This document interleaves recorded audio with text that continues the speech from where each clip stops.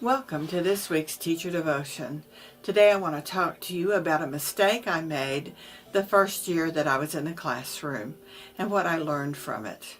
In Romans 14:33, it says, "Therefore let us stop passing judgment on one another.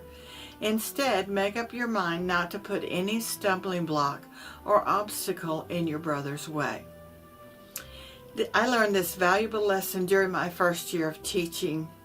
And I often use this story to explain to my students how to respond to a teacher when that teacher is wrong.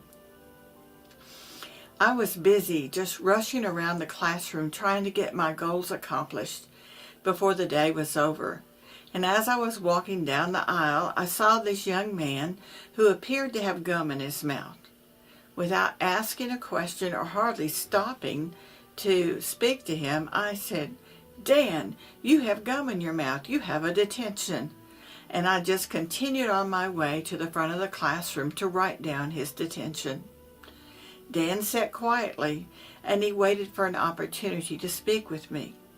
Later, I walked toward the back of the classroom near his desk, and he said quietly, "Mrs. Wyrick, may I speak with you?" He asked in a very soft tone, and of course I nodded. And he said, "Mrs. Wyrick, Mr. Wilson gave me permission to have a cough drop in my mouth. I don't have gum. I have a cough drop." I was embarrassed. I thanked him for his kindness and his patience with me.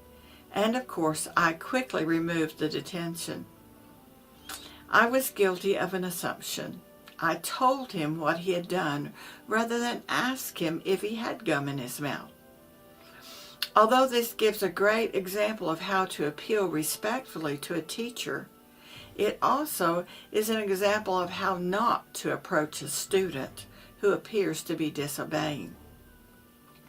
Not only will a question help clarify what the child's intent is, but also it gives the child an opportunity to confess if he's wrong. Confession is good for all of us when we're wrong.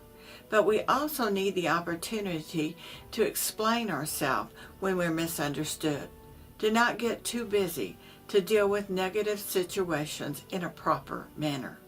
Our prayer for today is, "Dear God, thank you for this valuable lesson in my life.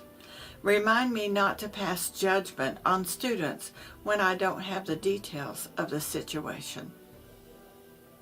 I hope this devotion was useful for you as it has been for me. I pray that you have a very blessed week. Hope to see you again. Thank you.